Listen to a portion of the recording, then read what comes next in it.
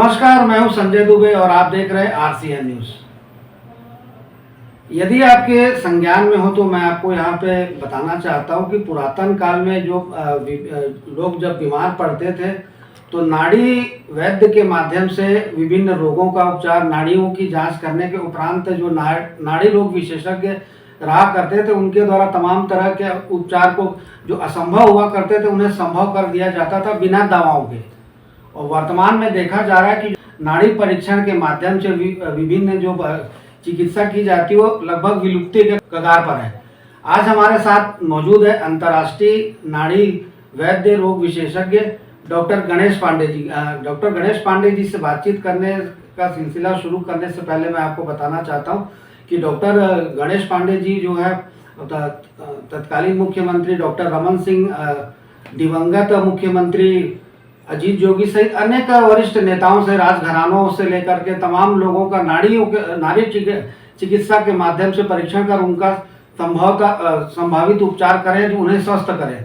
तो आइए हम जानने की कोशिश करते हैं डॉक्टर साहब से कि नाड़ी चिकित्सा आखिर है क्या और इसका लाभ लोगों को कैसे मिल पाता है। जी सर, आरसीएन न्यूज में आपका स्वागत है। नमस्कार सर, मेरा सबसे पहला सवाल है, चूंकि जैसा कि आप पिछले कई वर्षों से नाड़ी को देखने के माध्यम से आप उपचार करते हैं सर बिना किसी दवाओं के, तो सर ये किस तरह की उपचार पद्धति है और इसका लोगों को क्या लाभ मिल पाता है? बिल्कुल सर, एक्चुअली सर चूंकि मैं एक पारंपरिक नाड़ी वैद्य हूँ और ट्रेडिशनल में होने के कारण, परंपरा में होने के कारण हमारी कोशिश होती है कि हम औषधि से दूर रहें। मेरा एक स्लोगन है कि your kitchen is your medical store. आपके जो दवा घर है, आपके जो रसोई घर वही दवा घर है। औषधि के रूप में जैसे हम जितने भी किचन में यानी रसोई घर में इंग्रेडिएंट हैं, जैसे जीरा, धनिया, सौंफ, मेथी, उसको हम एक दवा के रूप में उपयोग करते हैं। जनरली लोग इसे सब्जी में डालते हैं तड़का के लिए, बघार के लिए, लेकिन हमें उसके अनुपात अगर सही पता हो तो वही जो मसाले हैं जिसको बोलते हैं हम लोग, जिसको गरम मसाले के नाम पे जानते हैं, वो औषधि के रूप में काम करते हैं।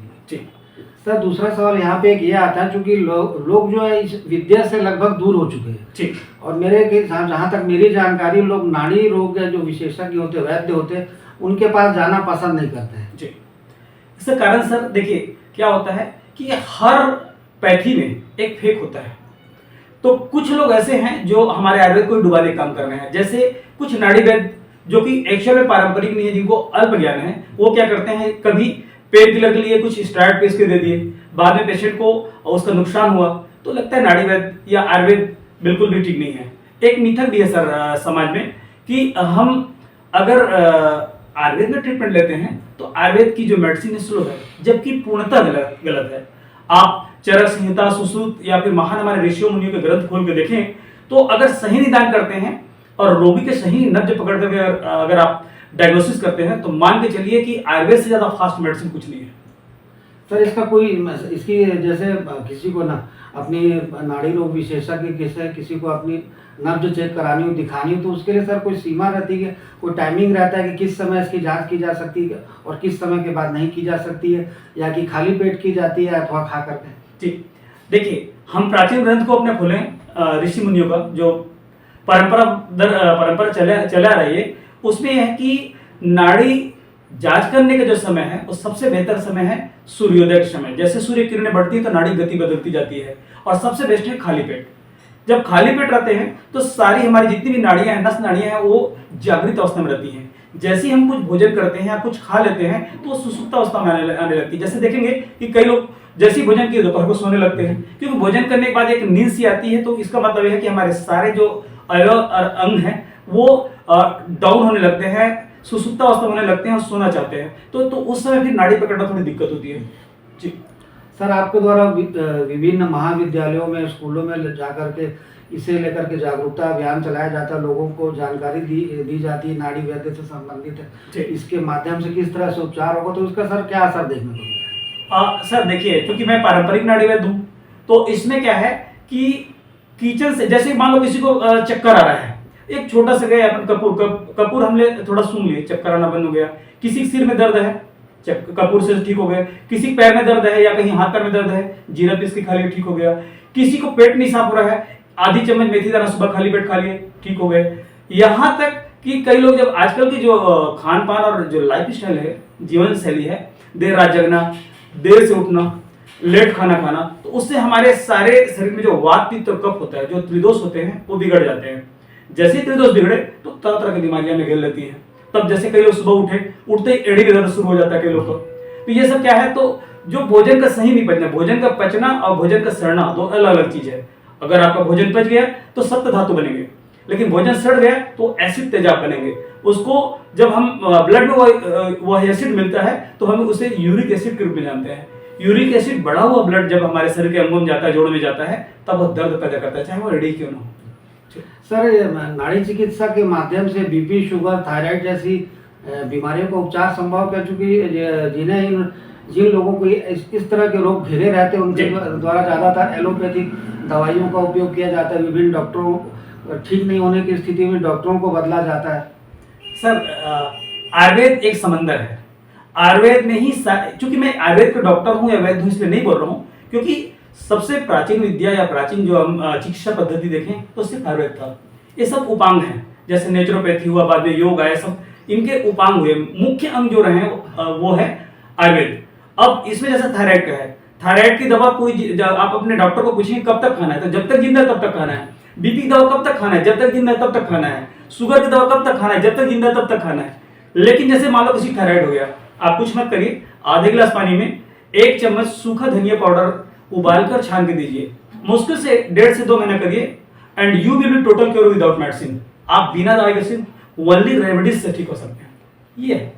सर, आपको लगता नहीं कि चूंकि सरकार को भी चाहिए कि जो नाड़ी चिकित्सा है, नाड़ी के माध्यम से जो उपचार किया जाता है उसे नियमित पाठ्यक्रम में शामिल किए जाने की जरूरत है? बिल्कुल सर, मैंने 2-3 बार डॉक्टर रमन सिंह जी, जिस समय उनके अपने काल में थे, मुख्यमंत्री जी थे, तब मैंने लेटर लिखा, और उसके बाद फिर अभी भूपेश बघेल जी जो थे उनको भी लिखा, इसके पहले अजीत जोगी जी थे उनको, कि हमेशा ये लिखा अपने लेटर में और कोशिश किया कि एक तो पाठ्यक्रम में शामिल करें नाड़ी विद्या को। दूसरी बात, जो नाड़ी वैद्य हैं, जो पारंपरिक हैं, तो उन लोग जरूर, जैसे मैं बीएमएस डॉक्टर हूँ, जरूरी नहीं है कि जो पारंपरिक नाड़ी वैद्य होते हैं उनकी शिक्षा किसी भी कारण से वो बीएमएस नहीं कर पाए या पढ़ाई नहीं कर पाए, तो लोग उसे फेक या झोला छाप की डिग्री देते हैं और उनको प्रताड़ित भी किया जाता है। तो बेहतर है कि उनको एक छोटा सा पाठ्यक्रम चला के सिर्फ एक सीमित मेडिसिन में ट्रीटमेंट कर सकें। ऐसा मैं हमेशा पत्रों के माध्यम से सरकार को सूचित करते रहता हूँ कि एक छोटा सा पाठ्यक्रम चला दें, ताकि उनको डर का भाव माहौल रहता है। उनको ज्ञान तो है पूरा,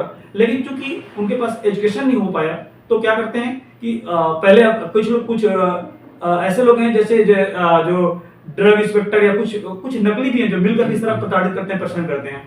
तो आपके माध्यम से, आपके चैनल के माध्यम से मैं कहना चाहूंगा, सरकार से मेरी अपील है कि नाड़ी वैद्य के लिए या जो भी कुछ, क्योंकि ये लोग बिल्कुल भी गिने चुने लोग रह गए हैं, है ना, और इस गिने चुने लोगों को आप कुछ इनके लिए पाठ्यक्रम चलाएं और साथ में स्कूल कॉलेज में, मेडिकल कॉलेज में पाठ्यक्रम चलाएं, ताकि यह विद्या, हमारी प्राचीन विद्या जो विलुप्ति की कगार पे है, वो आगे बढ़ सके, आयुर्वेद का प्रचार प्रसार हो सके। सर, आप हमारे दर्शकों से क्या अपील करना चाहेंगे जो बीपी, शुगर, थायराइड सहित अन्य बीमारियों से ग्रसित हैं, स्वस्थ रह सकें? सर, मेरा यही है अनुरोध, उन सबसे अपील है कि आयुर्वेद को अपनाएं, अपने मिथक को निकालें, मन से निकालें कि आयुर्वेद बहुत स्लो है। और दूसरी चीज़ ये है कि रसोई घर, यानी कि आपके जो हमारे किचन है, वहाँ से बनी हुई जितने भी इंग्रेडिएंट हैं उसको थोड़ा सही मात्रा में लें, और एक कोशिश करें कि जहाँ पे भी आपको पारंपरिक नाड़ी वैद्य मिलते हैं उनका जरूर से उनका स्वागत करें, उनसे ज्ञान लें और उनसे ट्रीटमेंट लें। मान के चलिए कि आयुर्वेद ही है जिसमें सभी रोगों का जो है जड़ से इलाज हो सकता है। जैसा कि डॉक्टर गणेश पांडे जी का कहना, चूंकि पिछले कई वर्षों से यहाँ का इनके जो पीढ़ी दर पीढ़ी पांडे परिवार में नाड़ी चिकित्सा को लेकर के लगातार उपचार किया जाता रहा है। विभिन्न शिविर लोगों में जागरूकता को लेकर के विभिन्न शिविरों का आयोजन किया जाता है, विभिन्न शहरी और ग्रामीण क्षेत्रों में, स्कूलों में, कॉलेजों में, महाविद्यालयों में।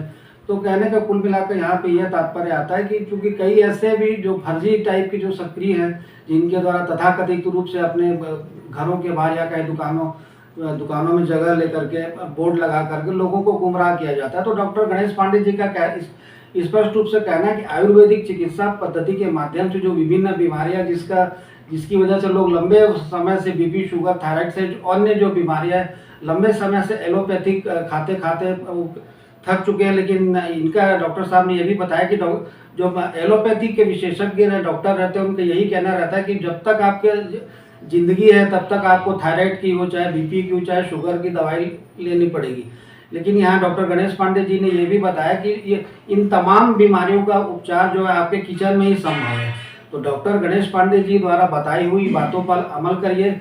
घर में जो आपकी जो सामग्री है, खाद्य सामग्री जिसे डाल करके सब्जियों या कहीं दाल में तड़का लगाया जाता है, तो उन घरेलू पद्धति का इस्तेमाल करिए, स्वस्थ रहिए। यदि किसी तरह की परेशानी आपको नज़र आती है तो डॉक्टर गणेश पांडे जी का खुर्सीपार में निवास है, यहाँ आकर के आप संपर्क कर सकते हैं।